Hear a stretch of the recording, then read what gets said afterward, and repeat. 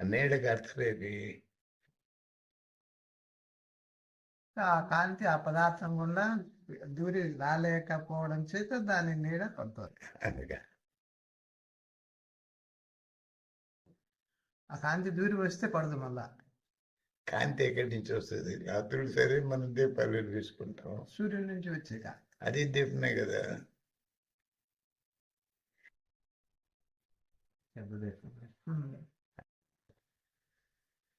అది దీపం అయినప్పుడు ఆ దీపం ఏ చీకట్లో కలుగుతుంది? ఆ దీపం దగ్గర చీకటి లేదు. ఆ దీపం దగ్గర చీకటి ఈ దీపాల మాదిరినే అది కూడా వెలుగుతూ ఉంది చీకట్లోనే. ఆ చీకటి మనకు నీడగా అవ్వపరచలేదు. కాబట్టి నీడేం తెలుస్తుందంటే సదా మనం ఉండేది చీకట్లో.